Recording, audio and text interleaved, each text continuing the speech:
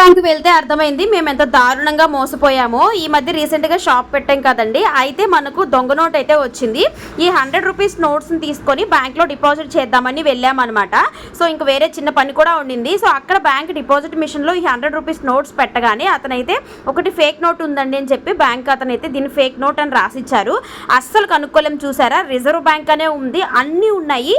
కాకపోతే నోటు కొంచెం పలచగా ఉంది, దాని మీద ఇది కొంచెం పలచగా ఉంది. అది మనకు మామూలు 100 రూపీస్ నోట్స్ ఆయిలీగా ఉంటుంది కదా, ఇది అలా లేకుండా జస్ట్ ఒక పేపర్లా ఉందన్నమాట. Same as these colour print తీశారో ఎలా జరిగిందో ఏమో కానీ దొంగ నోట్ అయితే వచ్చింది. జాగ్రత్తగా ఉండండి. 500 నోట్లే కాదు, ఇప్పుడు 100 రూపాయలే కదా అని మనం గబుక్కుని జోబీలో పెట్టేసుకుంటాం, లేదా చేత్తో పట్టేసుకుంటాము. ఇక ఫేక్ నోట్ అని రాసిచ్చారు.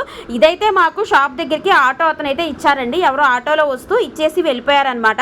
అతన్ని మనం నిందించలేము, ఆ ఆటో అతనికి ఇంకెవరో ఇచ్చుండొచ్చు. సో ఇది అలా చలామణిలో అయిందంటే కేసు కూడా అవుతుంది.